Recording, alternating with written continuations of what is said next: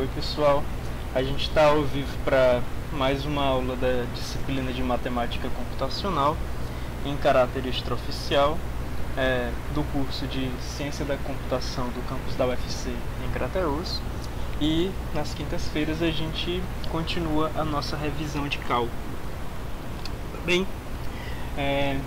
Então vamos começar a nossa revisão de cálculo.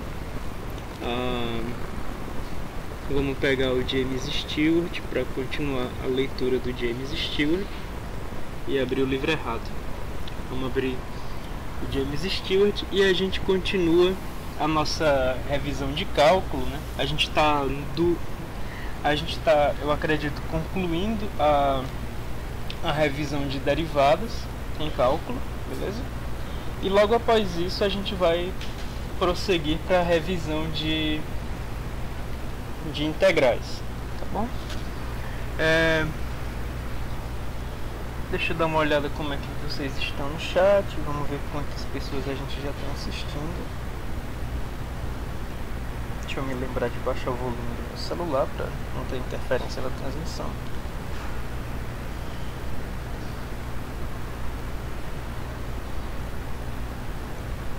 A gente tem o Rafael Andrade assistindo. E aí, Rafael, beleza? Então, pessoal, vamos continuar a nossa revisão de cálculo. E vamos aqui para as derivadas de funções logarítmicas, beleza? A gente está estudando a gente começou estudando derivadas de monômios, polinômios e funções relacionadas. Salvo engano, a gente passou pelas derivadas de funções exponenciais também, certo? E para além dessas classes de funções, a gente tem estudado também outras regras de derivação, como derivação de funções compostas, como é a regra da cadeia, derivações de produtos e divisões de funções, como é a regra do produto e a regra do quociente, certo? E eu acredito que o último tópico que a gente viu foi derivação implícita. A derivação implícita, que é aquela onde o alvo que você quer derivar ele não está descrito explicitamente, tá bem? Essa aula eu estou transmitindo e gravando.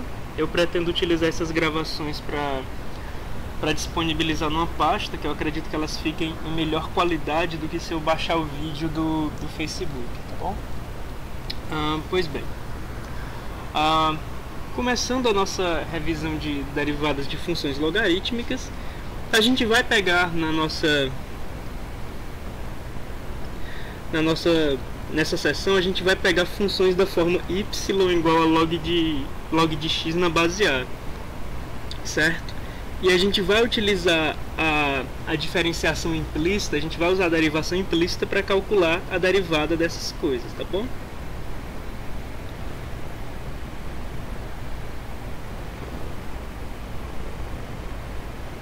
Bom, então o resultado que a gente vai querer determinar aqui é que a derivada do logaritmo de x na base a é dada pela expressão 1 sobre x vezes o logaritmo natural de a, tá bom? Pois bem, como é que a gente vai fazer isso? A gente vai pegar y sendo o logaritmo de x na base a, tá bom? E como é que a gente vai tirar a derivada de y?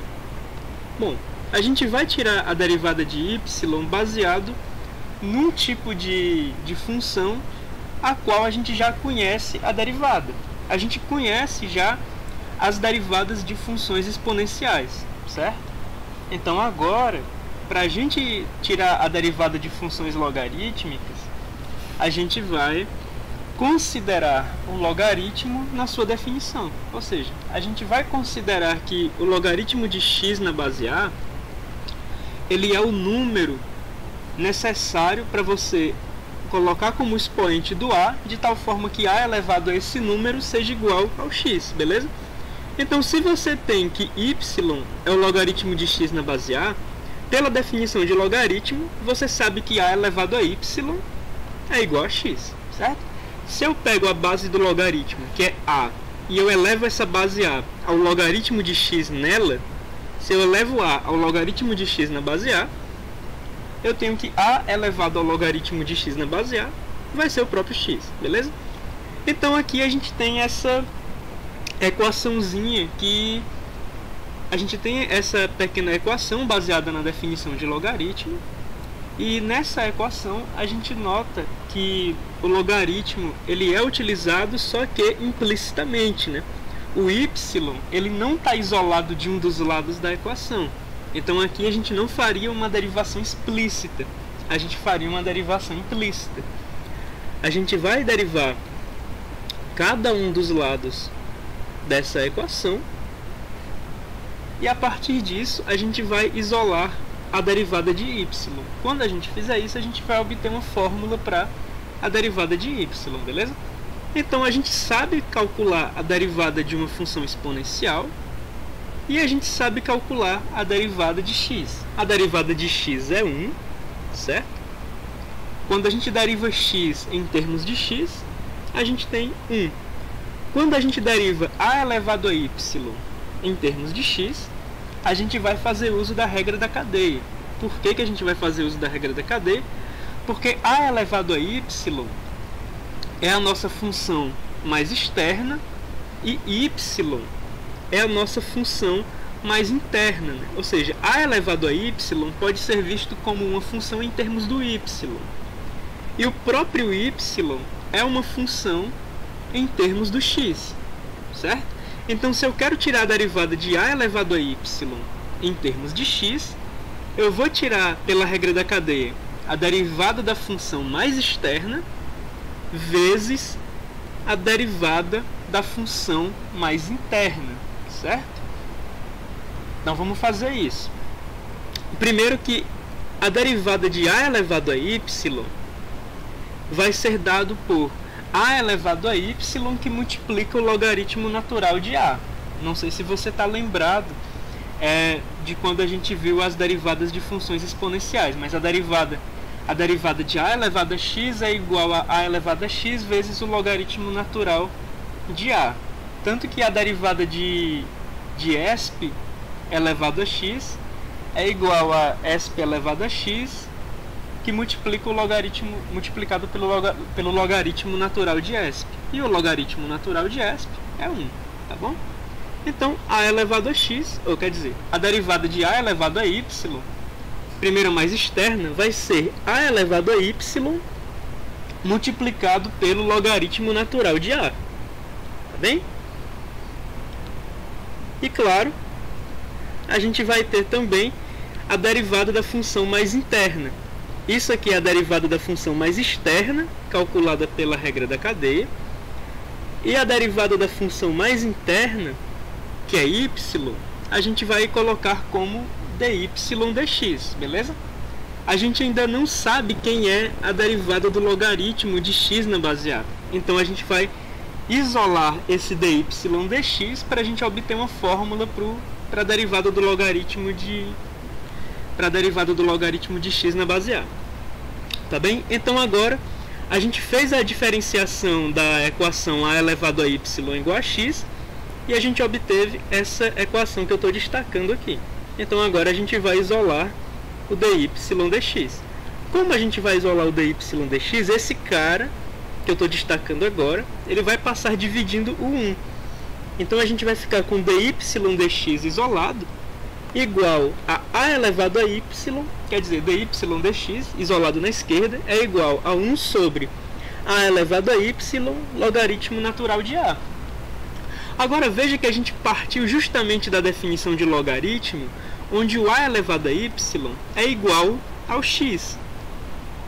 Então esse a elevado a y bem aqui, que a gente colocou no denominador, ele pode ser substituído pelo x, beleza? Daí a gente tem que a derivada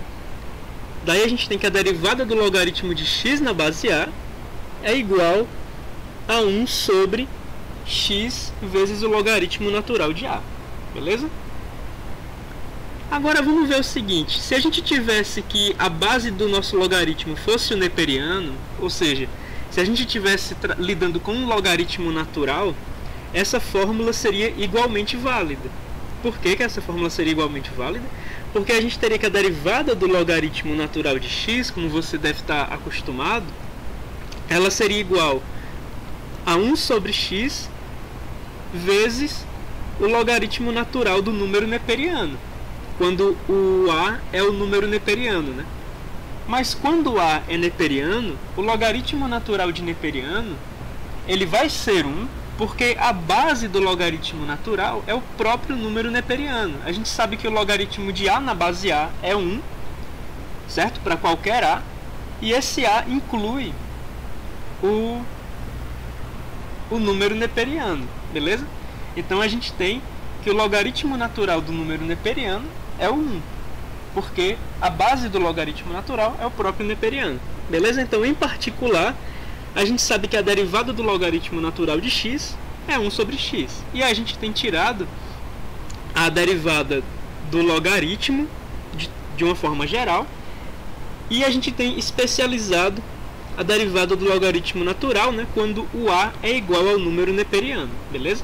Quando o a é o número neperiano, isso aqui é apenas igual a 1, tá bom? Pois bem,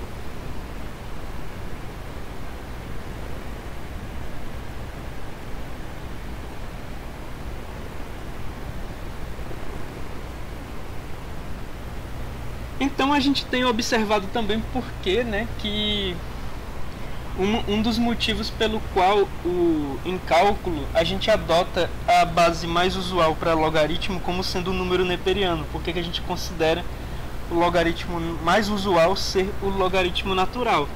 Isso acontece porque, dentre outras coisas, quando se utiliza esse logaritmo, a gente tem uma derivação mais simples, né? Justamente porque o logaritmo natural do número neperiano é justamente 1. Então, as fórmulas que envolvem derivadas logarítmicas, elas se tornam mais simples quando o logaritmo ele é um logaritmo natural. E a gente sabe que todo logaritmo pode ser posto via mudança de base, pode ser posto em termos do logaritmo natural, tá bom?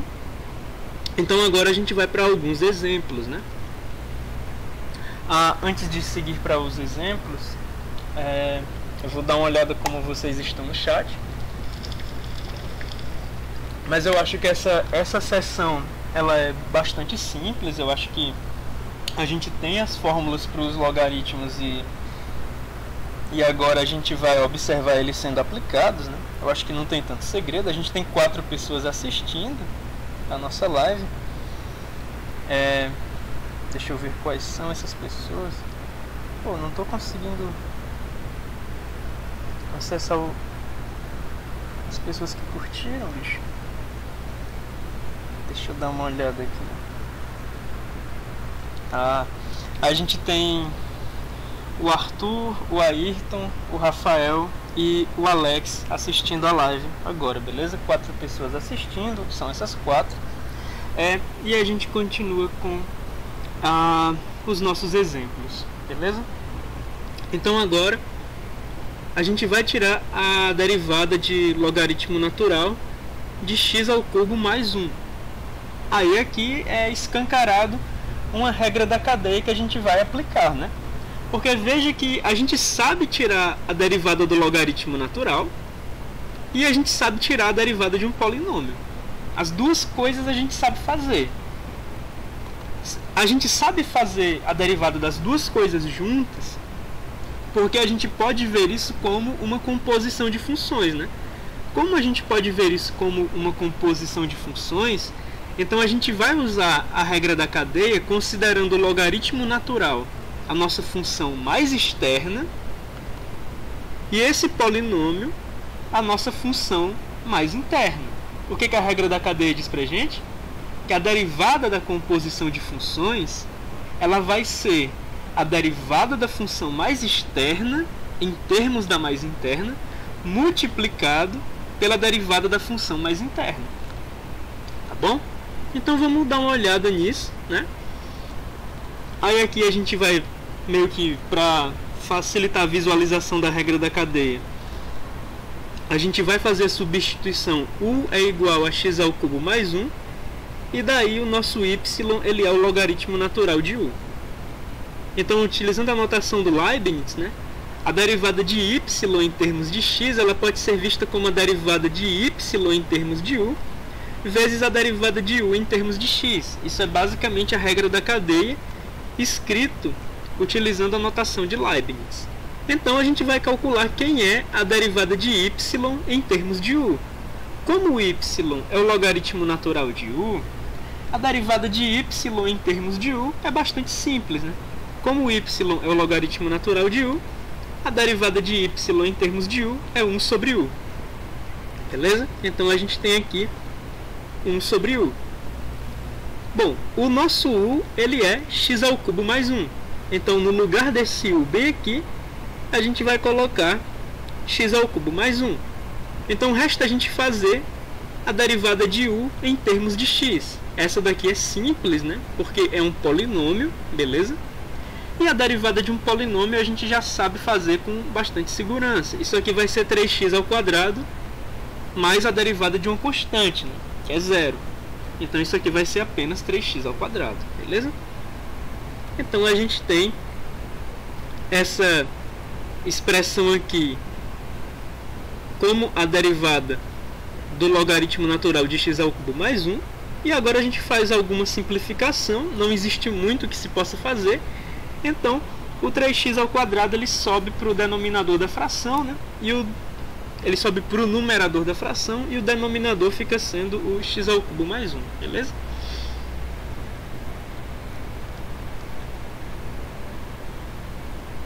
Em particular, ele está querendo até tirar uma regrinha mais geral para a derivada de logaritmos. Para a derivada em termos de x, de logaritmos em função de outra coisa, né? Então aqui, por exemplo, se você fosse fazer a regra da cadeia direto nessa forma mais geral, a derivada do logaritmo natural de u em termos de x, você faria a regra da cadeia. Você faria a derivada do logaritmo natural de u em termos de u, vezes a derivada de u em termos de x. De uma forma mais geral, se você fosse fazer a derivada do logaritmo natural de g de x em termos de x, você faria primeiro a derivada da função mais externa, que é o logaritmo natural, em termos de g de x, sendo variável. Então você ficaria com 1 sobre g de x, e você multiplicaria isso pela derivada da função mais interna, que é g de x, né? Então você ficaria com 1 sobre g de x vezes g' de x. Como você ia ficar com 1 sobre g de x vezes g' de x, você ia ficar com g' de x sobre g de x, beleza? Eu vou dar uma olhada no chat agora, ver como a gente se encontra. 5 pessoas assistindo a live. O Davi chegou, para além dos outros que já estavam. E vamos continuar vendo os nossos exemplos, né? Agora a gente vai fazer a derivada do logaritmo natural do seno de x. Bom, derivada do logaritmo natural do seno de x. A nossa função mais externa é o logaritmo natural. A nossa função mais interna é o seno de x. E a gente sabe a derivada do logaritmo natural. A gente sabe a derivada do seno de x. E, utilizando a regra da cadeia, a gente vai fazer a derivada dessa composição, né? Então, como é que a gente vai fazer isso? Quem é a derivada do logaritmo natural do seno de x? Bom, primeiro, quem é a derivada do logaritmo natural de u? A derivada do logaritmo natural de u seria 1 sobre u. Se a gente fizer o nosso u sendo seno de x, então a gente vai ter que a derivada do logaritmo natural de u é 1 sobre u, que seria 1 sobre seno de x. Agora, a gente precisa fazer a derivada da função mais interna, que é a derivada do seno de x. Então aqui a gente tem 1 sobre o seno de x, que foi a derivada do logaritmo natural de u, né, sendo a função mais externa, vezes a derivada do seno de x. Quem é a derivada do seno de x? Como a gente viu na parte de funções trigonométricas, a derivada do seno de x é o cosseno de x. Então a gente tem o inverso da tangente, né? A tangente não é seno sobre cosseno. Aqui a gente está com cosseno sobre seno.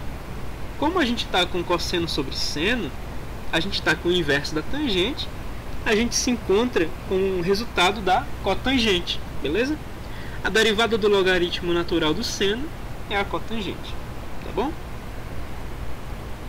Aí aqui a gente tem mais uma função composta, né? No exemplo 3 a gente tem a raiz do logaritmo natural de x. Diferente dos dois primeiros exemplos, onde o logaritmo natural ele era a função mais externa, aqui no exemplo 3, o logaritmo natural ele é a função mais interna, certo?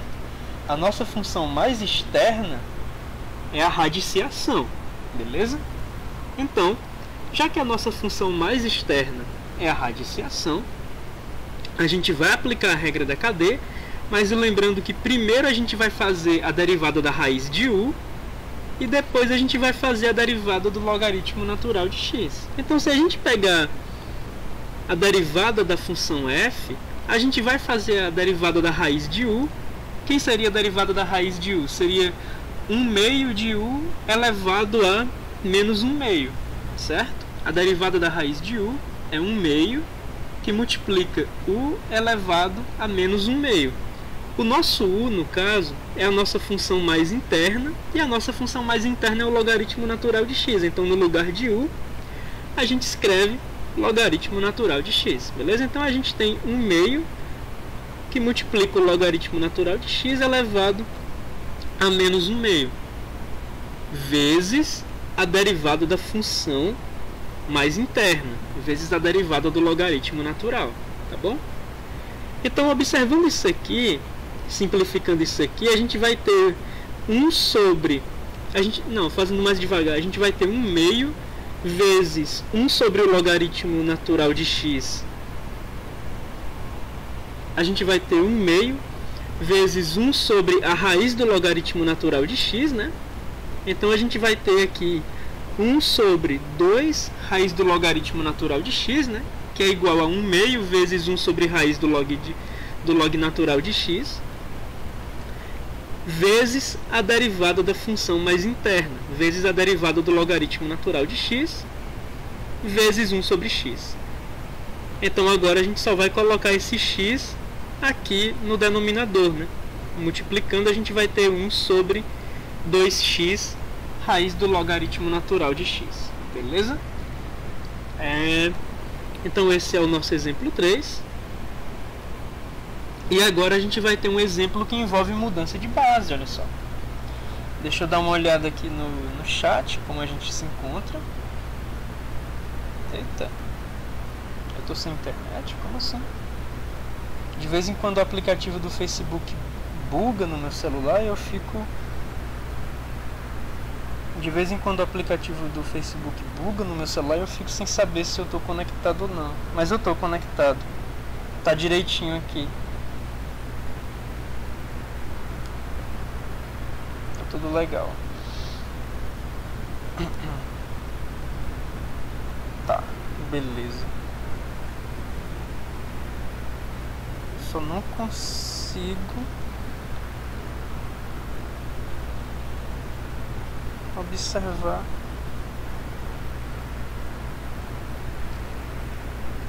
Tá, beleza. Nenhum comentário. Tá bom. Deixa eu dar uma olhada aqui. Tá, nenhum comentário, realmente. Ok. Beleza. Então vamos para o nosso exemplo 4, onde a gente vai fazer a derivada de uma função f. E essa função, ela não é... Aqui não aparece o logaritmo natural, né? Aqui aparece o logaritmo na base 10. Mas a gente sabe fazer mudança de base em logaritmo, né? Como a gente sabe fazer mudança de base em logaritmo, não vai ser muito difícil a gente entender como é que vai funcionar isso aqui. Tá. Aqui ele já quer na verdade ele nem vai fazer mudança de base, ele quer aplicar a fórmula direto. Ele já tinha dito, né, que a derivada do logaritmo de x na base a é 1 sobre x vezes o logaritmo natural de a. Então aqui ele vai fazer o logaritmo de x na base 10 vai ser 1 sobre x vezes o logaritmo natural de 10. Tudo bem. Ele não vai fazer explicitamente a mudança de base. Então aqui, se a gente tem a derivada do logaritmo na base 10 de 2 mais seno de x, a gente vai fazer a derivada da função mais externa, a derivada do log de 10, a derivada do log na base 10 de u vai ser 1 sobre u que multiplica o logaritmo natural de 10. Aí aqui a gente tem 1 sobre u que multiplica o logaritmo natural de 10. O nosso u, no caso, é 2 mais o seno de x, tá bom? E o logaritmo natural de 10, né? Porque a gente não está no logaritmo natural. Então isso aqui é fruto de uma mudança de base implícita, vamos dizer assim. Daria para fazer essa questão usando mudança de base. Ele foi pela fórmula direta que ele desenvolveu no comecinho. Vezes isso aqui, né? A derivada da função mais externa vezes a derivada da função mais interna vezes a derivada de 2 mais o seno de x. Aqui é tranquilo, né? É a derivada da soma. Esse 2 é uma constante, ele vira zero, e esse seno vira cosseno. Então aqui a gente tem o cosseno de x sobre 2 mais o seno de x vezes o logaritmo natural de 10, tá bom? Então a gente vai para o nosso exemplo 5. Aqui a gente já tem algo que parece envolver a regra do quociente, né? A regra da divisão. A gente vai fazer a derivada do logaritmo natural, e o logaritmo natural de x mais 1 sobre raiz de x menos 2. Bom, vamos fazer utilizando a regra da cadeia, certamente. Então a gente vai fazer primeiro a derivada da função mais externa, né? A derivada do log natural de u. E a derivada do log natural de u é 1 sobre u. Só que o nosso u, ele é x mais 1 sobre raiz de x menos 2. Então a gente vai ter 1 sobre x mais 1 sobre raiz de x menos 2. Basicamente a gente vai inverter o x mais 1 e o raiz de x menos 2, né? Esse denominador ele vai virar o numerador e esse numerador vai virar o denominador, já que a gente está invertendo a fração, basicamente. Tudo isso multiplicado pela derivada da função mais interna. A nossa função mais interna é x mais 1 sobre raiz de x menos 2. Então a gente vai tirar a derivada dela, tá bom? Então aqui a gente já está invertido, né? A gente já inverteu a fração. A gente já inverteu o x mais 1 sobre raiz de x menos 2. Já está invertido aqui. E agora a gente vai aplicar a regra do quociente na nossa função mais interna. Então a gente vai ter o quê? A gente vai ter o denominador vezes a derivada do numerador menos o numerador vezes a derivada do denominador, tudo isso sobre o denominador ao quadrado, tá bom? Então a gente está vendo aqui a regra do quociente aplicada, e agora a gente vai simplificar isso, né? A gente vai fazer essa multiplicação. Bom, quando a gente multiplicar esse raiz de x menos 2 vezes esse raiz de x menos 2 vezes 1, isso aqui é só a raiz de x menos 2, né? Esse vezes 1 ele não tem tanta importância. Esse raiz de x menos 2 multiplicado por esse raiz de x menos 2 vira x menos 2, beleza? Agora, quando a gente pega para multiplicar o raiz de x menos 2 por essa expressão bem aqui, veja que vai acontecer o seguinte: esse x menos 2 elevado a menos 1/2, quando a gente multiplica por esse x menos 2 elevado a 1/2, a gente vai ficar com x menos 2 elevado a 0. X menos 2 elevado a 0 é 1, então a gente vai ficar com esse x mais 1, certo?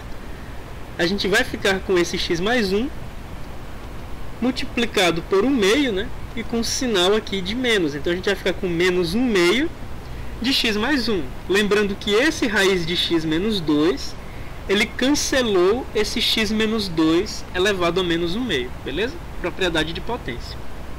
Aqui embaixo a gente vai ter x mais 1 multiplicando x menos 2. Então está escrito dessa forma. Agora a gente vai ter alguma simplificação aqui em cima. A gente tem x menos 2 menos 1/2 de x menos 1/2. A gente vai ter x menos 1/2 de x, a gente vai ter 1/2 de x. Aí menos 2 menos... A gente vai ter menos 2 menos 1/2. Esse menos 1/2 vezes esse 1 vai dar menos 1/2. A gente vai ter 1/2 de x menos 2,5. Como a gente vai ter 1/2 de x menos 2,5, como a gente vai ter aqui em cima 1/2 de x menos 2,5, a gente vai pegar essa fração e multiplicar ela por 2 em cima e embaixo, e a gente vai ter 1/2 de x menos 2,5 multiplicado por 2 vai ficar x menos 5. E aqui embaixo a gente vai pegar o denominador que a gente ainda não simplificou e vai multiplicar por 2, beleza? E é isso. Essa é a forma mais simples que a gente vai ver no livro dessa derivada, beleza? Ele dá outro exemplo que a gente poderia simplificar usando as regrinhas do logaritmo, né? Como é que isso seria feito? Isso aqui é o logaritmo natural de uma divisão. A gente sabe que o logaritmo de A sobre B é o log A menos o log B. Então a gente poderia ver isso da seguinte forma. Aqui a gente tem o log A, o log natural do numerador, menos o log natural do denominador, beleza? Agora vamos observar o seguinte. Isso aqui é o log natural do numerador. Essa raiz aqui, ela é um expoente 1/2, né? Isso aqui é x menos 2 elevado a 1/2.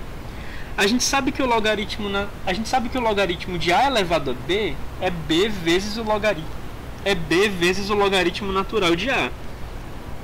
Então aquela raiz, ela sai do logaritmo sendo esse multiplicador 1/2, beleza? Então agora a gente tem menos 1/2 do logaritmo natural de x menos 2. Isso aqui é bastante simples da gente conseguir calcular, né? Porque a gente tem a derivada da diferença, é a derivada da soma basicamente, e a gente tem derivada de duas funções bem simples, né? O logaritmo natural de x mais 1 vai ser 1 sobre x mais 1, a derivada da mais externa. A derivada da interna, x mais 1, é simplesmente 1. Então a gente teria 1 sobre x mais 1 vezes 1. A gente teria isso aqui. Menos 1/2, 1/2 ele sai, né, da derivada. Derivada de constante vezes função é a constante vezes a derivada da função. E a mesma coisa para a derivada do logaritmo natural de x menos 2, né? É 1 sobre x menos 2, a derivada da função mais externa, vezes 1, que é a derivada da função mais interna. Então, quando você simplificar isso, você vai obter essa expressão também. Mas eu acredito que é preferível até deixar dessa forma. Eu acho que está mais simples assim. Tá bom? Eu vou dar uma olhada como vocês estão no chat. Ver se surgiu alguma dúvida em relação a esses exercícios, beleza?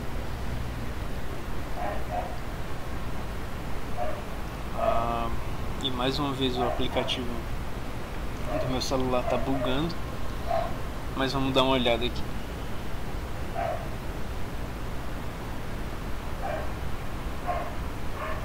Certo, nenhum comentário. Agora o Enio está assistindo também, ou o Enio já estava antes? Agora eu fiquei na dúvida, mas eu acho que o Enio chegou depois. Então, além das 5 pessoas que tinham assistindo, agora a gente também tem o Enio. Mas na verdade a gente tem 4, então dessas que curtiram tem 4 assistindo, beleza. Espero que não tenha dado problema na conexão de ninguém, né? Pois bem, vamos agora para o nosso exemplo 6. Vamos encontrar a derivada. Olha, esse vai ser interessante. É a derivada do logaritmo natural do módulo de x. Isso vai ser legal. A gente sabe que a nossa função f de x, já que ela é o logaritmo natural do módulo de x, ela é igual ao logaritmo natural de x, né, quando x é maior que zero, e ela é igual ao logaritmo natural de menos x quando x é menor que zero. Ora, quando x é igual a zero, a gente pode imaginar que a gente está falando do logaritmo natural de x. Eu estava esperando... não. Desculpa. O logaritmo ele não está bem definido para x igual a zero, beleza? De fato, não faz sentido colocar um maior ou igual aqui. O logaritmo natural, ou qualquer outro logaritmo, não está bem definido para x igual a zero. Não existe um expoente que você tome a elevado a alguma coisa e que dê zero, beleza? Então não faz sentido de fato definir a função f de x para x igual a zero. Tudo bem. Então a gente vai conseguir calcular essa derivada utilizando casos, né? A gente vai calcular a derivada do caso de cima, depois a gente vai calcular a derivada do caso de baixo. Então, se a gente sabe que a f de x é daquela forma, a gente vai calcular a f' de x caso a caso. Como é que a gente vai fazer isso? Primeiro, a derivada do logaritmo natural de x. A gente já está sabendo que é 1 sobre x. A gente viu isso no comecinho da aula como uma consequência de derivação implícita, né? E a derivada do logaritmo natural de menos x a gente vai fazer por regra da cadeia. Derivada da função mais externa multiplicado pela derivada da função mais interna, e basicamente esses menos vão se cancelar e a gente vai ficar com 1 sobre x, beleza? Então não importa o caso que você esteja tratando, se é x maior que zero vai ser 1 sobre x, e se é x menor que zero também vai ser 1 sobre x. Então a gente pode dizer que a derivada da função f ela é 1 sobre x para todo x diferente de zero. X diferente de zero, claro, porque a própria função f não está bem definida para x igual a zero, beleza? Então a gente sabe que o logaritmo natural do módulo de x é 1 sobre x, tranquilo? A gente está tendo uma outra seção agora que é diferenciação logarítmica.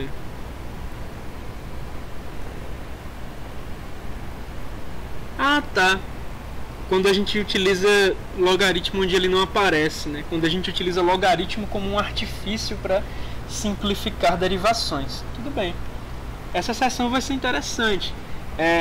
A gente estava vendo derivadas de funções onde o logaritmo fazia parte da descrição da função, certo? Agora, a gente vai ver derivadas de funções que não são descritas utilizando o logaritmo, mas se a gente utilizar o logaritmo, o cálculo da derivada se torna mais simples, beleza? Então, nessa seção, os exemplos eles não trazem o logaritmo consigo, mas se a gente souber aplicar o logaritmo nos nossos exemplos, a gente vai ter uma forma mais simples de tirar essa derivação, beleza? Então, vamos lá. Para tirar a derivada desse cara, a primeira coisa que a gente vai fazer é se basear nas regrinhas de logaritmo, né? Porque a gente vai colocar o logaritmo dos dois lados dessa equação. Então, em vez de lidar com y igual a gente vai lidar com o logaritmo natural de y é igual ao logaritmo natural desse cara. Agora, o logaritmo natural desse cara, ele vai ser quem? Primeiro, a gente vai ter o logaritmo natural do numerador menos o logaritmo natural do denominador, né? Então esse menos que eu estou falando, ele está bem aqui, certo? E agora a gente vai ver o logaritmo natural do numerador. Primeiro que o logaritmo de A vezes B é o log de A mais o log de B. Esses expoentes, eles saem multiplicando os logaritmos, né? Essa raiz sendo 1/2, beleza? Então a gente tem 3/4 do logaritmo natural de x, mais 1/2 do logaritmo natural de x ao quadrado mais 1, menos o logaritmo natural do denominador. O denominador a gente tem 3x mais 2 elevado a 5. Esse 5, ele sai do logaritmo e ele passa multiplicando, beleza? Então agora a gente está com isso aqui. A gente está com o logaritmo natural de y é igual a 3/4 do logaritmo natural de x mais 1/2 do logaritmo natural de x ao quadrado mais 1 menos 5 logaritmo natural de 3x mais 2. A ideia agora é que para encontrar a derivada de y, a gente vai utilizar derivação implícita. A gente tinha começado com uma fórmula muito complicada que a gente conseguiria tirar pelas vias usuais, mas a gente está mostrando uma alternativa de como calcular isso, né? Sem se basear em diversas regras da cadeia, diversas regras do quociente e do produto. A gente está tirando essa derivada implicitamente com o auxílio de logaritmo, né? Então agora que a gente tem essa equação logarítmica relacionando o y com esse cara bem aqui, a gente vai tirar a derivada do y implicitamente. Então vamos fazer assim. Quem é a derivada do logaritmo natural de y? A gente vai usar a regra da cadeia, né? A gente tem primeiro a derivada da função mais externa, que é o logaritmo natural de y. A gente vai ter 1 sobre y. Depois, a derivada da função mais interna, que é a função y. A derivada de y em termos de x a gente ainda não conhece. Então a gente vai deixar como dy dx, beleza?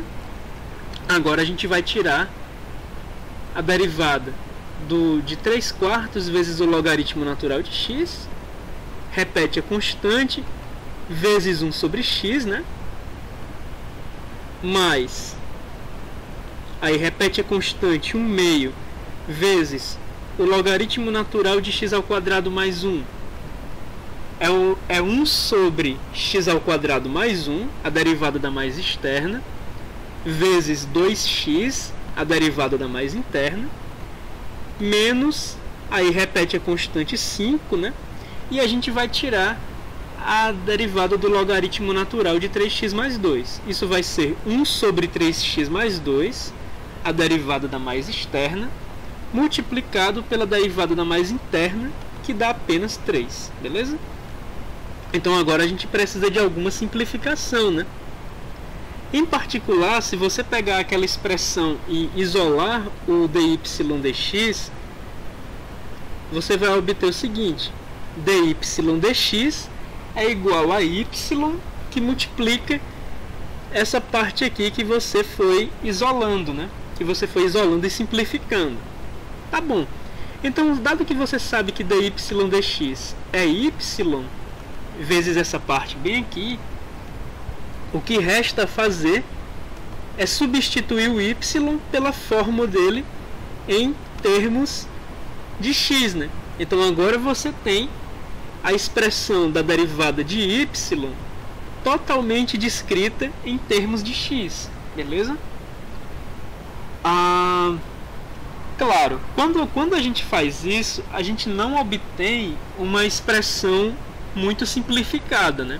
A gente não simplificou tanto a expressão nessa forma. Ou seja, a gente está trocando nessa técnica de derivação, onde a gente utiliza o logaritmo como uma técnica e não como parte da função descrita, né? Para forçar uma derivação implícita e sair mais fácil a derivação. A gente está facilitando o processo de derivação, mas a gente está descrevendo a derivada, no fim das contas, de uma forma mais extensa do que a gente o faria se a gente fosse pelos meios usuais de derivação, né? Onde a gente fosse aplicando as regras e simplificando. Aqui a gente obteve uma coisa mais complicadinha. Claro que você pode tentar simplificar isso, mas não vai ser uma coisa muito bonitinha de fazer, né? Vai ser meio estranho. Então, qual é a ideia da derivação utilizando o logaritmo, né? A primeira coisa que você faz é tirar o logaritmo da equação y igual a f de x, né? Você geralmente tem uma expressão y igual a f de x, e o que acontece? Você ou aplicaria as regras usuais de derivação para tirar essa derivada, ou, como a gente está descrevendo nessa seção, você aplica o logaritmo natural dos dois lados e depois você vai por derivação implícita, né? A segunda coisa que você faz é a derivação implícita em termos de x. E, por fim, o que você gostaria de obter é a derivada de y em termos de x. Então você vai isolar esse cara e em seguida vai substituir o valor de y pela expressão dele em termos de x, beleza?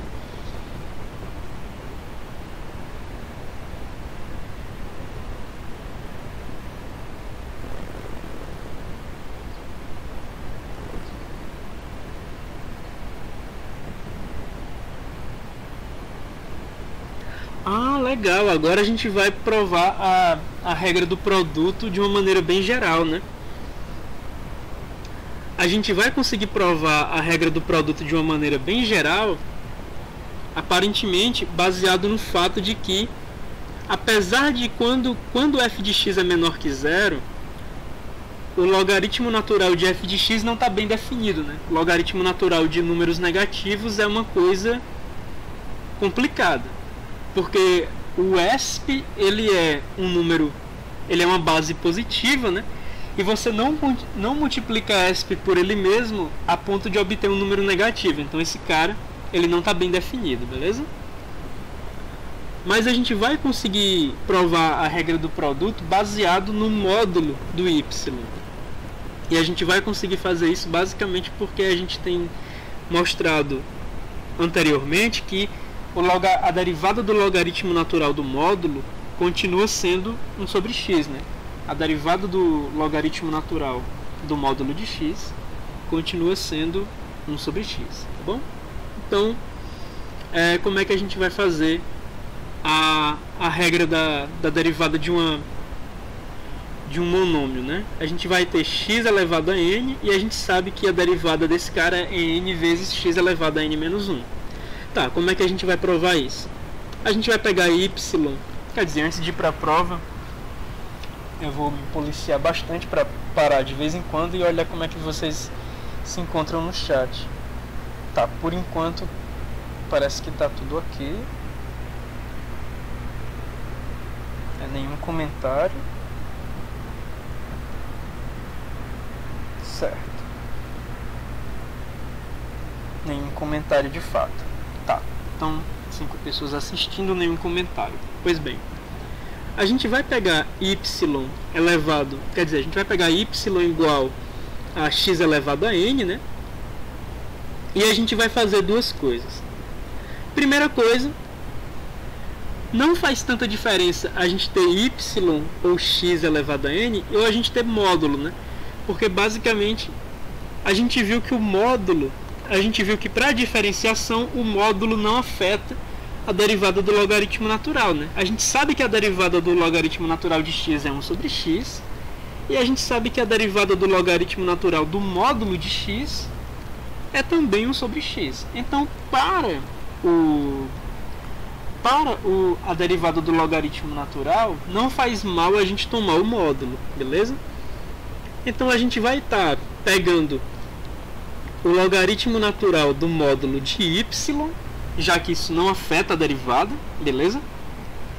E a gente vai estar pegando também o logaritmo natural do módulo de x elevado a n, tá bom? Em particular, o logaritmo natural do módulo de x elevado a n, esse n bem aqui, ele vai sair multiplicando o logaritmo natural, beleza? Então a gente vai ficar com o logaritmo natural do módulo de y sendo igual a n vezes o logaritmo natural do módulo de x, tá bom? Isso, claro, só faz sentido quando o x é diferente de zero.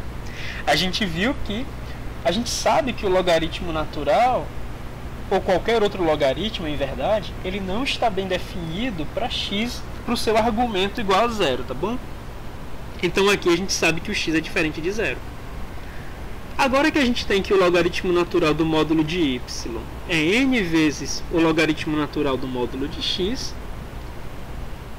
a gente vai tirar a derivada dos dois lados. Então aqui a gente tem a derivada do logaritmo natural do módulo de y. Aqui a gente vai ter regra da cadeia. Primeiro a gente sabe que o logaritmo natural do módulo de y é 1 sobre y, né? Multiplicado pela derivada da função mais interna, multiplicado pela derivada de y, simplesmente. Então a gente vai ter aqui y'. Daí a gente tem y' sobre y é igual a... Aí aqui a gente tem n que multiplica a derivada do logaritmo natural do módulo de x, que a gente já viu que é 1 sobre x. Então desse lado a gente tem n sobre x.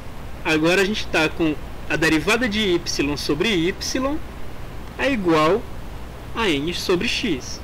O que a gente vai fazer? A gente vai isolar o y'. A gente isola o y' passando o y multiplicando para o outro lado. Então a gente tem que y' é igual a n que multiplica y sobre x. Tudo bem. Quem é y? O y a gente sabe que é x elevado a n. Beleza? Então agora a gente tem n que multiplica x elevado a n sobre x. Então a gente tem que o x elevado a n sobre x é o x elevado a n menos 1. Agora a gente tem que a derivada do y é n que multiplica x elevado a n menos 1. Tá bom? E essa é uma forma mais geral de provar a derivada de um monômio, né? A gente tinha provado a derivada de um monômio utilizando limites lá no comecinho dessa revisão, mas aquilo foi feito considerando que esse número n ele era o inteiro, né? E a partir dali a gente criou intuitivamente essa noção da regra da regra de derivação de um monômio. Mas agora que a gente tem as derivadas logarítmicas e derivação implícita, a gente consegue fechar uma coisa mais formal, né? Aqui a gente não está supondo que n é um inteiro. N é qualquer coisa aqui, beleza? E a gente conseguiu provar a derivada de um monômio para qualquer expoente, tá bom? Baseado, claro, em ferramentas que a gente não tinha no começo da revisão. No começo da revisão a gente não tinha acesso à derivação implícita e ao uso de logaritmos, né? A gente não conhecia derivadas de logaritmos. Utilizando essas duas coisas a gente consegue uma versão mais formal, uma versão correta da prova da derivação de monômio, beleza?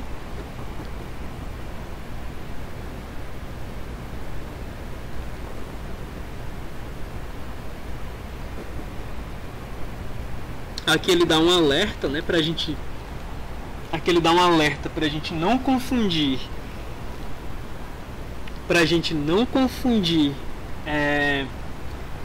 Derivada de função exponencial e de monômio, né? Monômios são da forma x elevado a n, certo?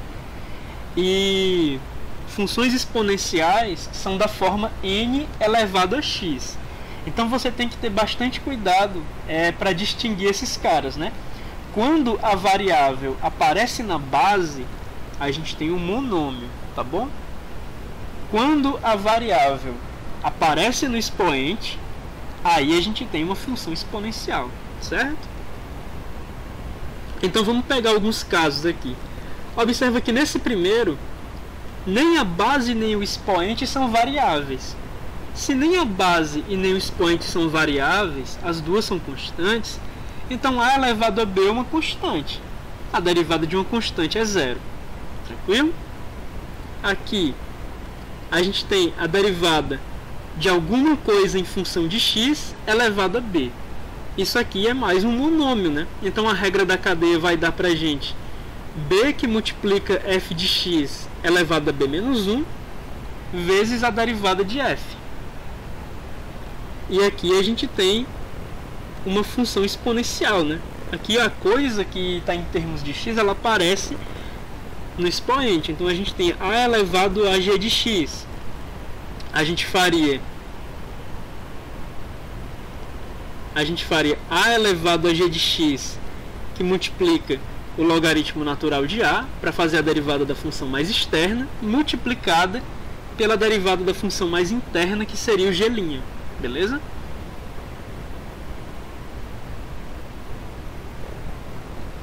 E agora a gente vai se perguntar, beleza, a gente sabe calcular a derivada quando o x aparece ou na base ou no expoente. Tudo bem. E se o x aparecer nos dois? E se o x aparecer na base e no expoente? Aí a gente vai ver um exemplo disso no exemplo 8. Certo? A gente vai ver isso no exemplo 8. O x aparecendo na base e no expoente. Deixa eu ver como é que a gente está aqui no chat.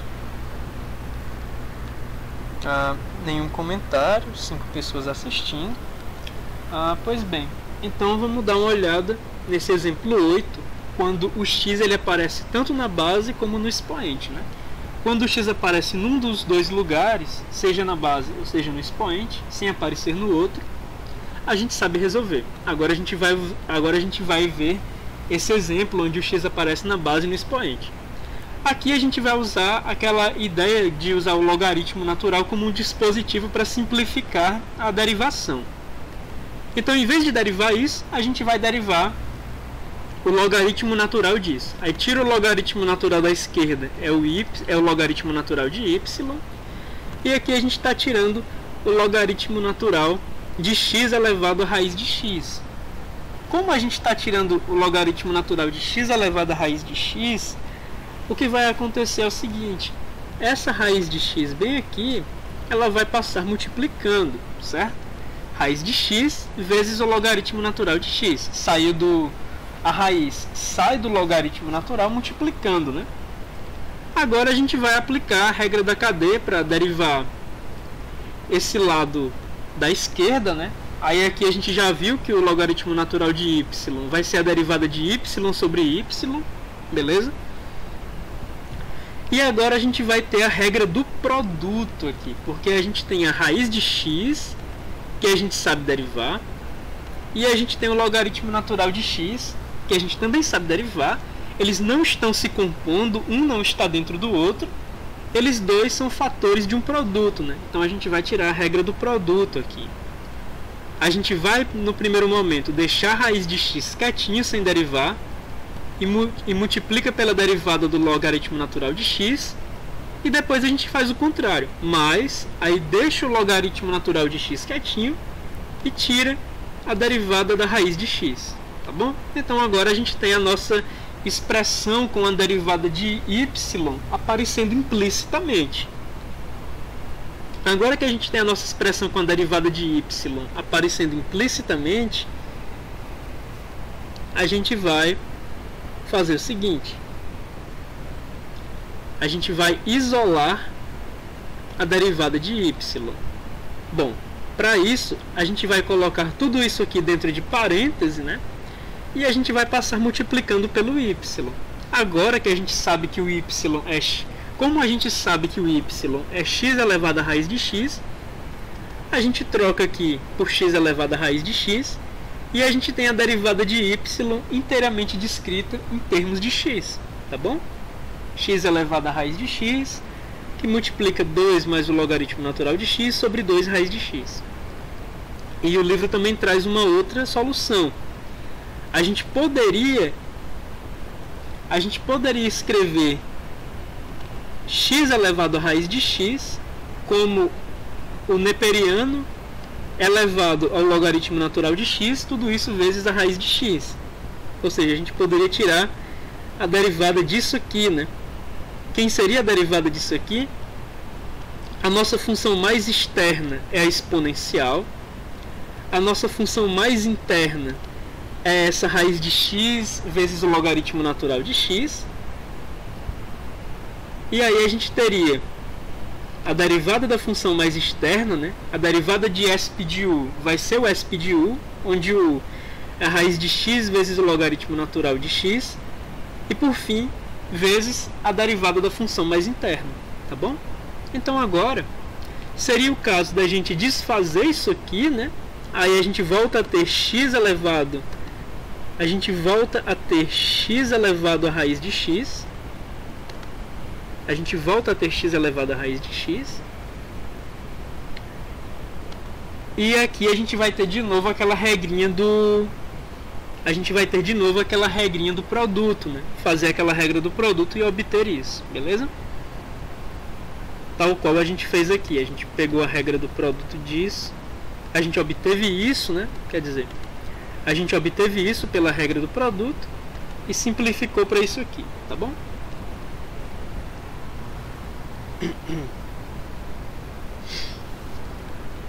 Vamos ver essa outra parte aqui.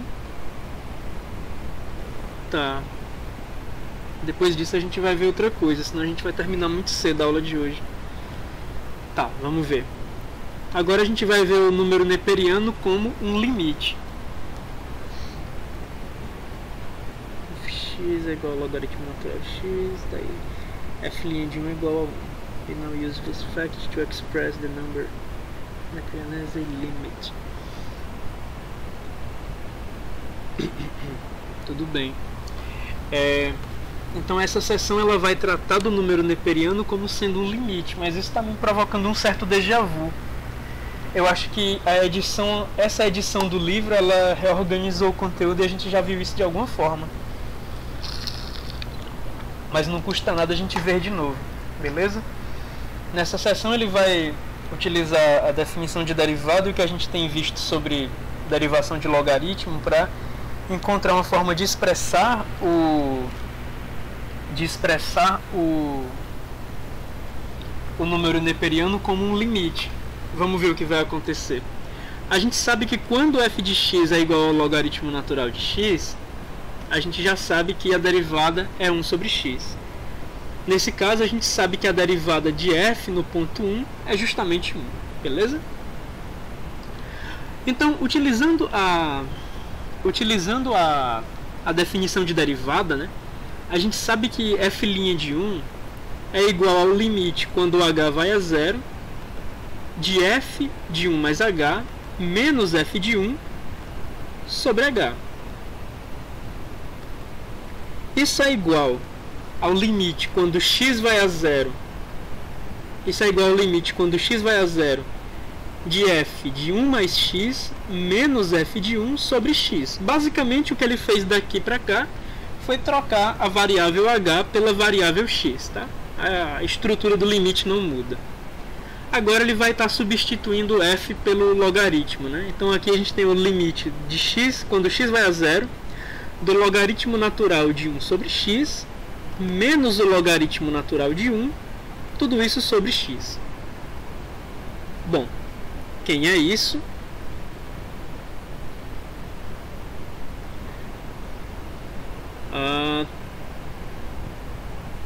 Tá. Basicamente a gente tem esse logaritmo natural de 1, ele é 0, beleza? Logaritmo natural de 1 é 0. Então a gente vai ter que esse limite, ele é basicamente 1 sobre x. Esse limite ele é igual ao limite quando x vai a 0 de 1 sobre x, que multiplica o logaritmo natural de 1 mais x. Esse cara é 0 e ele some, né? Então, se você notar, a gente agora vai estar devolvendo esse 1 sobre x para dentro do limite, e esse cara vai se tornar um expoente, né? Então aqui a gente tem o limite quando x vai a 0 do logaritmo natural de 1 mais x elevado a 1 sobre x. Como a gente sabe que a derivada de f no ponto 1 é justamente 1, a gente sabe que esse limite bem aqui, ele é 1, certo? A gente sabe que essa expressão, quando x está indo para 0, ela é igual a 1. Tudo bem.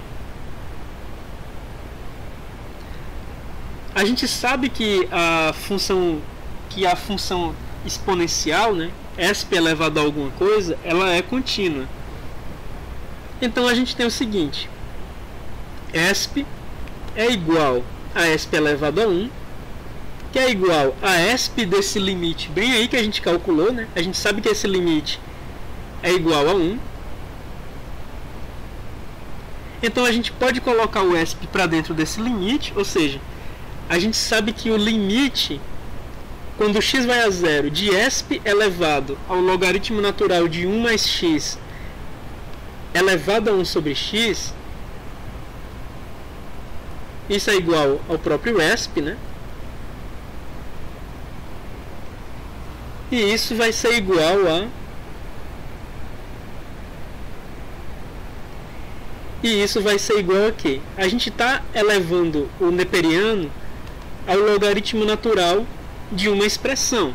Se a gente está elevando o neperiano a alguma expressão, ao logaritmo natural de alguma expressão, a gente vai obter como resultado a expressão, né? O ESP elevado ao logaritmo natural de A é igual a A, beleza? Então a gente vai obter que isso aí é igual ao limite quando x vai a zero de 1 mais x elevado a 1 sobre x. Ou seja, a gente calculou que o número neperiano ele é igual ao limite quando x vai a zero de 1 mais x elevado a 1 sobre x, beleza? Então a gente tem uma forma de definir o número neperiano. O número neperiano é o limite dessa expressão, né? A fórmula 5 tem um gráfico da figura... Ah, tá aqui, na figura 4. Essa fórmula, ela é expressa por esse gráfico bem aqui, beleza? Tudo bem. E essa fórmula, ela mostra justamente o que acontece quando 1 mais x elevado a 1 sobre x está indo para zero, né? À medida que a gente está indo para zero, esse cara ele está indo para infinito, beleza? A função y está indo para infinito. Ora, mas isso é um pouco estranho, porque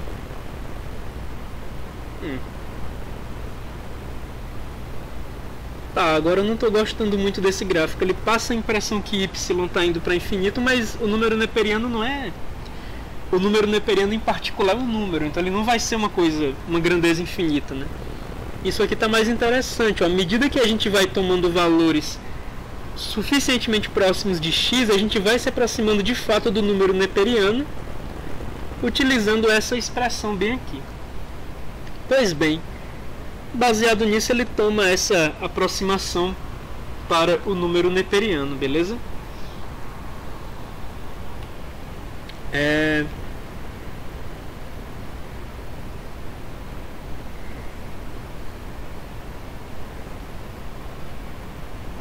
E aí ele escreve de outra forma. Se você fizer a substituição n igual a 1 sobre x, isso é outra forma de representar o número neperiano, né? Quando você pega essa fórmula e você faz que n é igual a 1 sobre x.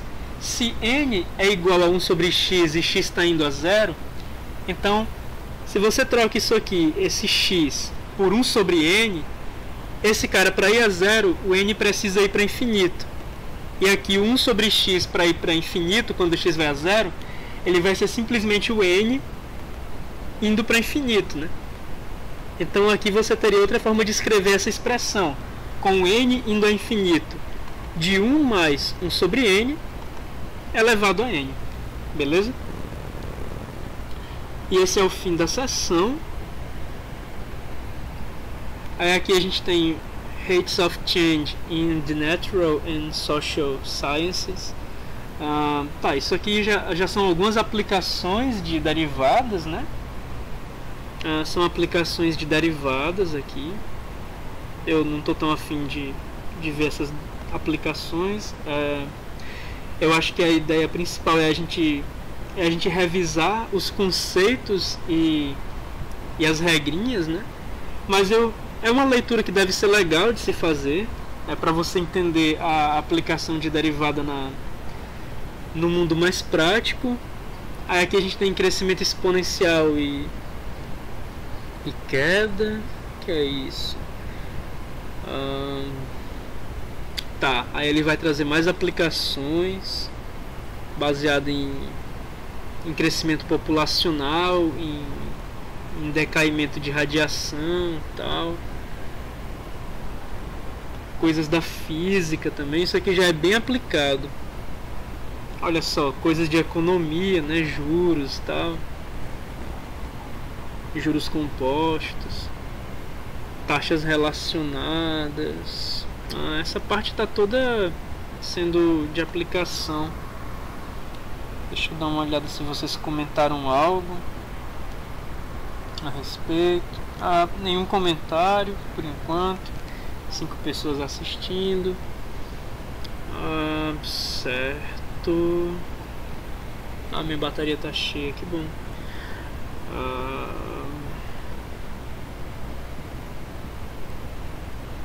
Aproximações lineares e diferenciais. Isso aqui tem um apelo bem mais prático. 3.10 exercícios. Olha aqui, coisas que a gente vê em matemática computacional, né? Polinômio de Taylor. Ele traz aqui o polinômio de Taylor. Funções hiperbólicas. Isso aqui seria algo da parte mais teórica, de fato. Mas eu acho que é too much pra gente revisar funções hiperbólicas, porque a gente não vai chegar a usar isso em matemática computacional, beleza? A gente não vai chegar a usar funções hiperbólicas em matemática computacional.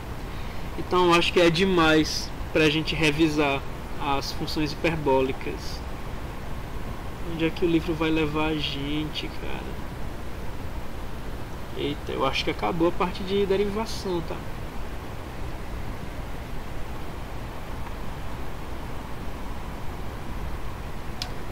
Aplicações de derivação. Certo. Deixa eu dar uma olhada no índice. Eu acho que eu estou perdendo bastante tempo fazendo isso. Deixa eu dar uma olhada no índice. O que é que vem depois do capítulo 4? Aplicações de derivação. Teorema do valor intermediário. Máximos e mínimos. Regra de L'Hopital. Tá, eu não vejo tanta necessidade da gente revisar isso. Método de Newton a gente até vê em matemática computacional.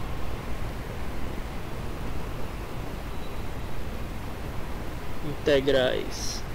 Tem 2 capítulos chamados integrais. Tá, beleza. Bom, eu acho que a gente vai continuar com integrais. Tá. Deixa eu ir para a página 354. Aqui a gente vai 23. A gente vai continuar com integrais, tá bom? A gente tem visto a nossa revisão de derivadas acabou, tá? Como a nossa revisão de derivadas acabou, a gente vai continuar com a nossa revisão de cálculo com integração, certo? Eu não sei se depois de integração vale a pena a gente ir para um cálculo mais avançado, ou se vocês preferem já iniciar a revisão de outra coisa. Depois que a gente terminar essa parte de integrais, eu não acredito que haja mais tanta coisa para revisar em cálculo, certo? Ou a gente vai para um cálculo mais avançado, ou a gente parte para revisar outra coisa. Aí a gente pode decidir isso no grupo, beleza? A gente pode ver o que é melhor de se fazer depois. Mas para encerrar a aula de hoje, a gente vai continuar a nossa revisão, né, dando uma pequena introdução sobre integrais. E novamente, né, como eu tinha dito lá no comecinho da nossa revisão, todo o cálculo diferencial e integral ele tem como alicerce o conceito de limite, beleza? As derivadas, elas estão preocupadas com com variações de uma função, com taxas de variação a uma distância infinitesimal, certo? As integrais, elas estão preocupadas com a área que existe entre um eixo e uma curva, as integrais mais simples, tá bem? E aparentemente essa definição ela não exige limites para ser posta, né? Não existe a necessidade de você usar limites para essa definição a uma primeira vista. Quando a gente fala que derivadas se preocupam com taxas de variação em distâncias infinitesimais a partir de um certo ponto, a gente percebe que essa palavra infinitesimal ela não vai poder ser representada numericamente. Então isso vai precisar de um limite para auxiliar essa definição.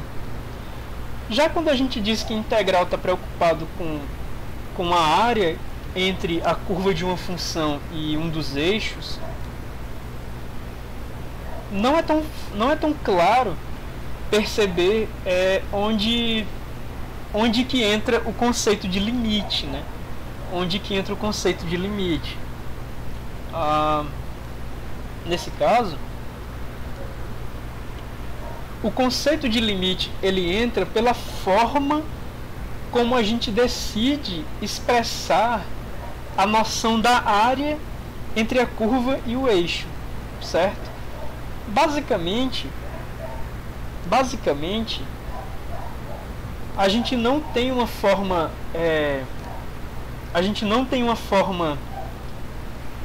como eu posso dizer, a gente não tem uma forma direta de expressar essa área. Afinal, a função f, que a gente vai tirar a área entre f e o eixo, como a função f é arbitrária, a gente não tem uma forma de expressar essa área de uma maneira simples. Então a gente considera amostras da função f. A gente considera amostras da função f e a gente tira áreas. E a gente tira a área da função f como uma aproximada pela área de retângulos que tem altura cujas alturas são dadas por essas amostras de f, beleza?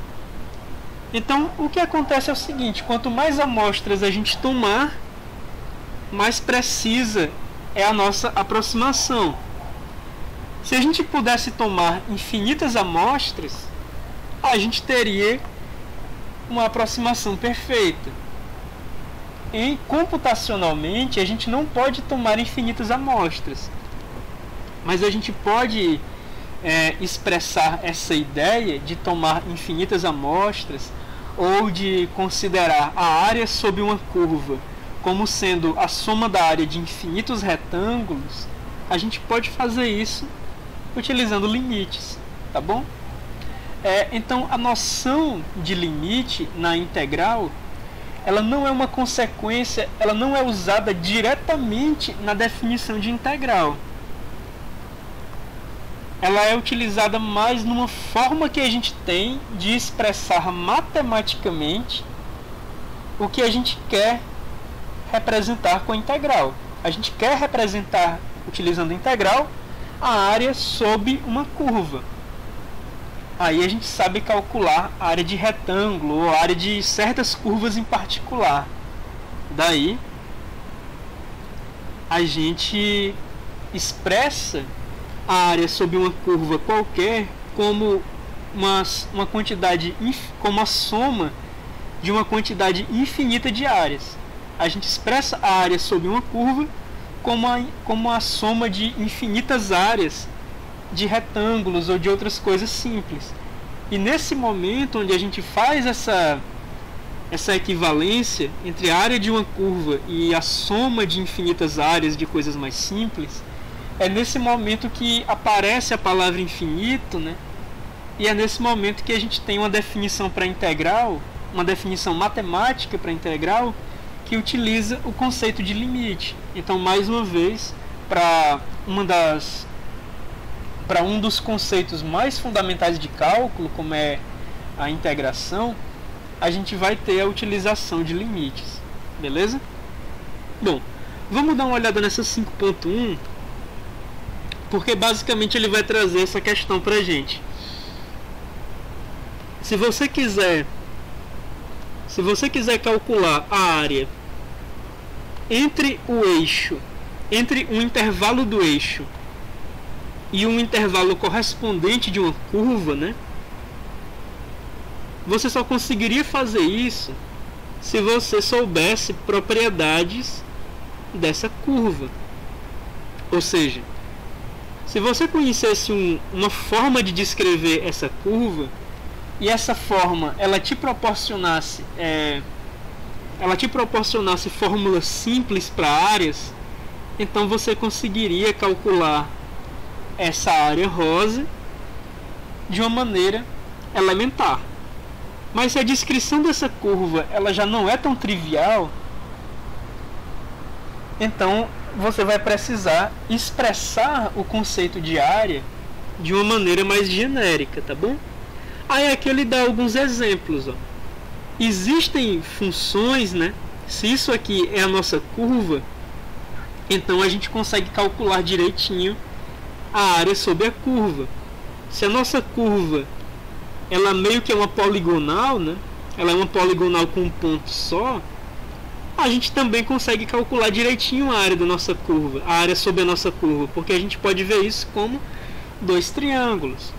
Ou a gente pode considerar a nossa área como a nossa curva como uma poligonal com vários pontos,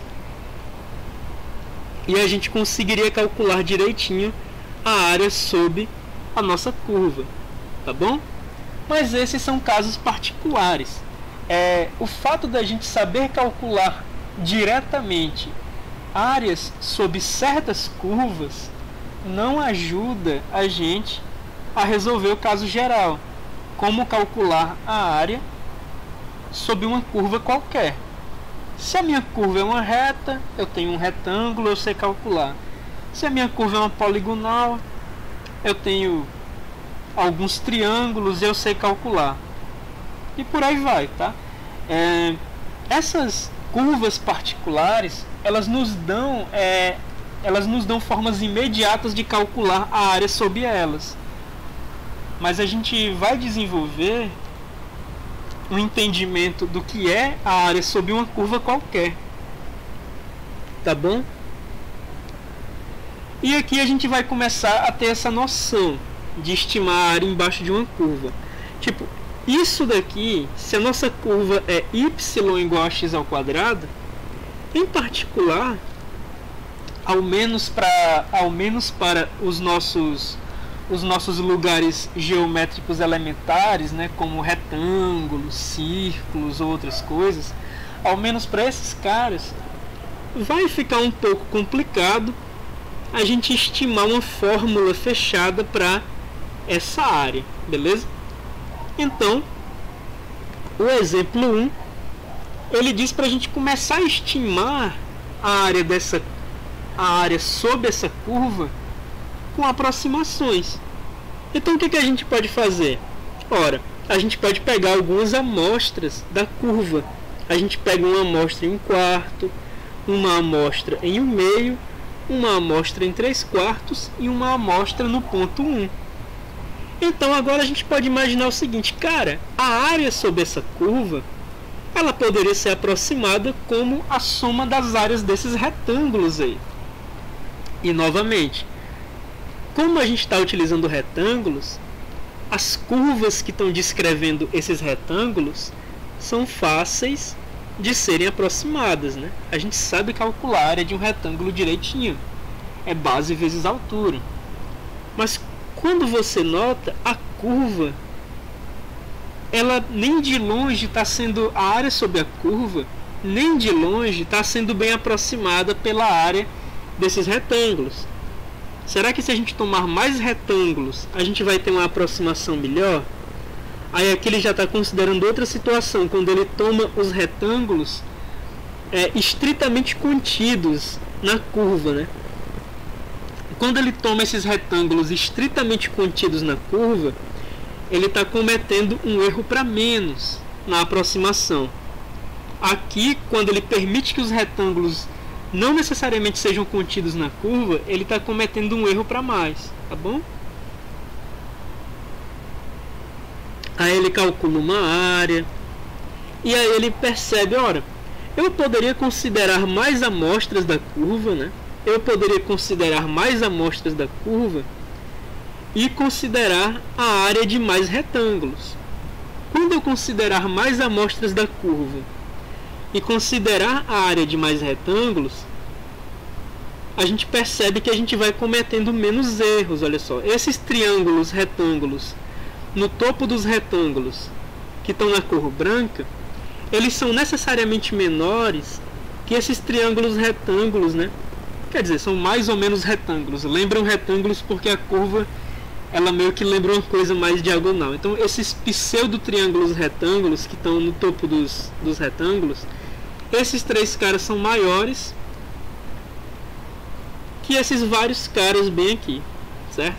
Aqui a gente tem o contrário, né? A gente está errando para mais aqui na direita, e aqui na esquerda a gente está errando para menos. Errando para menos aqui e errando para mais bem aqui. O ponto é, como a gente está considerando mais retângulos,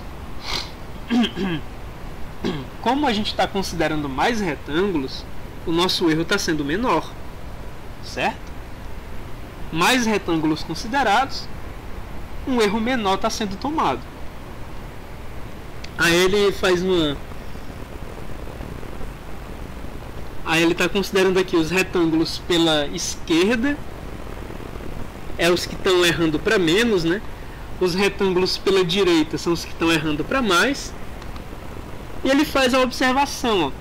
À medida que a gente vai tomando mais retângulos, a gente vai observando uma convergência nos dois cálculos. Esse cara, ele dá pra gente um limite inferior na área que está sendo calculada, né? O nosso objetivo é calcular uma área que a gente não sabe calcular facilmente. Aí esses retângulos pela esquerda, os que estão errando para menos, eles dão pra gente um limite inferior nessa área. E esses retângulos para mais, para a direita, né? Esses retângulos que estão errando para mais, eles dão um limite superior na área.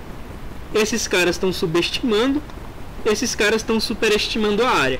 À medida que a gente vai considerando mais retângulos, a gente vai observando o limite inferior subindo, cometendo menos erros, e o limite superior descendo, até que chega o ponto em que o limite inferior e o limite superior são numericamente indistinguíveis, certo?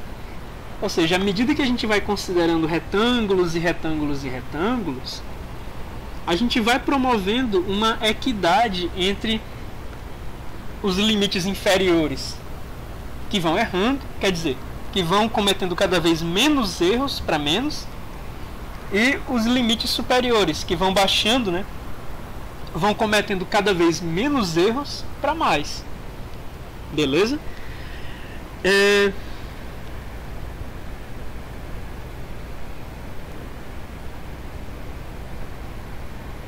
Aí ele pede pra gente provar que essas áreas dos retângulos da direita, eles vão tendendo para 1/3. Como é que a gente vai fazer isso? Ele está tirando uma série para isso? Ah, não importa muito. Ele faz algum algebrismo para mostrar que isso aí vai tendendo para 1/3, né? E esse algebrismo que ele faz é basicamente uma noção de um cálculo bem primitivo de integral, olha só. Aí ele já traça outra curva. À medida que ele vai tomando cada vez mais retângulos, menos e menos erros ele vai cometendo para mais.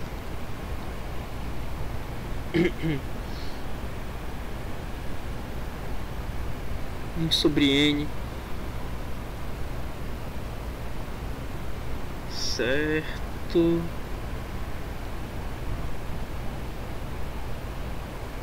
Certo. Isso não vai ter tanta importância para essa conta que ele faz, não tem tanta importância para o cálculo de uma integral mais genérica, beleza? Mas basicamente ele tá calculando essa integral de uma maneira mais primitiva. E da mesma forma que ele consegue mostrar que quando ele toma infinitos retângulos pela direita que estão errando para mais, ele tende a 1/3. Ele também vai conseguir mostrar que quando ele toma infinitos retângulos pela esquerda, né, que erram para menos o cálculo da área, isso também vai tender a 1/3. Então, basicamente, o que ele quer argumentar para a gente é o seguinte, ó. Se ele toma poucos retângulos, ele comete um erro grande. À medida que ele vai tomando mais e mais retângulos, o erro que ele vai cometendo vai se tornando cada vez menor. Seja esse erro para mais, que ele comete quando ele toma retângulos pela direita, né? Ou seja, esse erro para menos, que ele comete quando ele toma retângulos pela esquerda. Olha só, aqui cometeu bastante erro para menos, aí aqui já cometeu uma quantidade menor de erro para menos, e o erro para menos aqui já está bem pequeno, porque ele já está considerando muitos retângulos, né?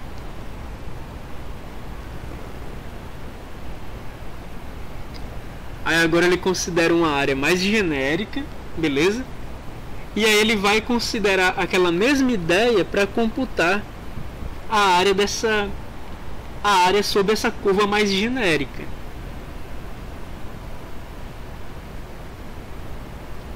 Aí ele vai considerar esse intervalo de A até B. Ele vai considerar esse intervalo de A até B dividido em n subseções, né, cada uma de comprimento Δx. Aí ele vai considerar os pontos extremos de cada um desses subintervalos.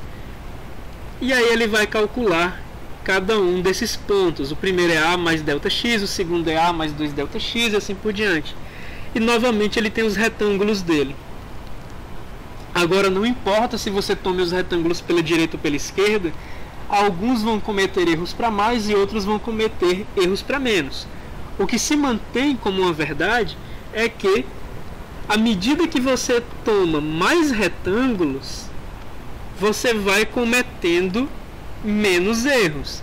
Em todas as situações, existem retângulos cometendo erros para mais, existem retângulos cometendo erros para menos, só que, quanto mais retângulos, mais eles cometem menos erros, beleza? Quanto mais retângulos, menos eles cometem erros. Então agora ele já parte para uma coisa mais formal, né? Ele já está dizendo que a área da região S, a área sobre uma curva F, ela pode ser vista como o limite de Rn quando n vai para infinito, né? Rn é a área dos retângulos pela direita. Então, como é que a gente calcula a área de um desses retângulos? A gente calcula a área de um desses retângulos como o ponto que determina a altura dele, né? No caso, f de x1 determina a altura do primeiro retângulo, f de x2 determina a altura do segundo retângulo, f de xn determina a altura do enésimo retângulo, e todos eles têm a mesma base. Todos eles têm uma base Δx, porque a gente se propõe a particionar o intervalo de A até B em n subintervalos, né? Então, cada um desses subintervalos tem tamanho Δx. Todos os subintervalos têm comprimento Δx. Então, todos os retângulos correspondentes a esses subintervalos têm tem bases de mesmo comprimento. Então aqui ele vai ter Δx multiplicando como base do primeiro retângulo, como base do segundo retângulo e assim por diante. Como é que ele vai calcular com precisão essa área? Quando ele tomar infinitos retângulos. Então aqui esse Rn ele está sendo considerado a soma da área de n retângulos pela direita, e o que ele está fazendo com n, ele está levando esse n para infinito, beleza? Então basicamente ele está calculando a área como uma aproximação, que nesse caso vai ser perfeita, né? Como a soma das áreas de n retângulos, como a soma das áreas, já que está dentro do limite indo ao infinito, como a soma das áreas de infinitos retângulos, beleza? Da mesma forma poderia ser feito utilizando os retângulos pela esquerda, beleza? Esses caras que ele está tomando, ele chama de ponto de amostra. Aí ele mostra pra gente aqui já uma situação onde ele não toma nem o ponto da esquerda nem o ponto da direita, ele toma o ponto do meio do intervalo. Mas isso não muda tanto a definição, beleza?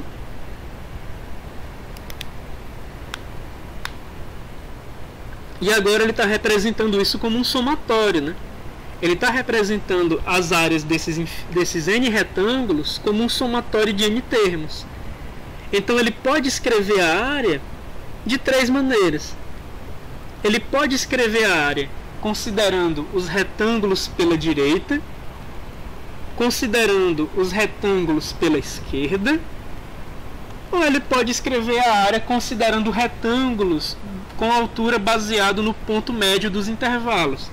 De toda forma, ele vai estar calculando a área sobre a curva, né? Porque isso não muda o fato de que quando a gente considera mais e mais retângulos, a gente comete menos e menos erros. Se a gente puder considerar infinitos retângulos, a gente comete um erro infinitesimal e, portanto, a gente calcula a área como sendo um limite, né?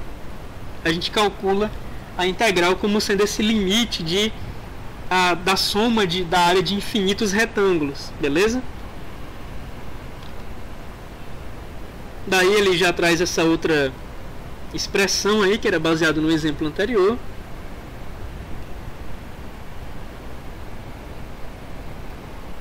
Então agora a gente gostaria de obter as expressões para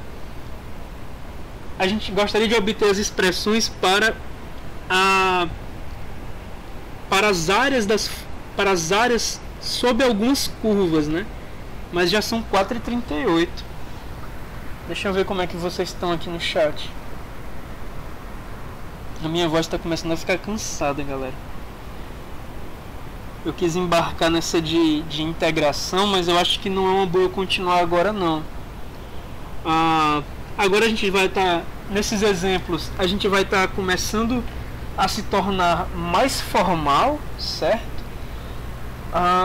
Mas a minha voz está ficando um pouco cansada. Eu acabo tendo que falar um pouco mais alto, ou às vezes eu me empolgo falando mais alto, nessa questão de me comunicar com vocês. A gente já está com 1h40 de live, tá bom. Vocês já podem estar cansados desse lado, assim como eu estou de falar. Bem, pessoal, quinta-feira próxima a gente continua essas lives de cálculo revisando integral, certo? A gente vai continuar vendo esses exemplos, né, de formas mais primitivas de perceber o conceito de integração, beleza? Uma vez que a gente acabe de revisar a integração, a gente vai ter encerrado a nossa revisão de cálculo, do cálculo que vocês veem na graduação, e aí vocês podem escolher entre revisar um cálculo, revisar não, né? Entre ver um cálculo mais avançado de múltiplas variáveis, ou a gente pode seguir com a ideia de revisar probabilidade. A gente também pode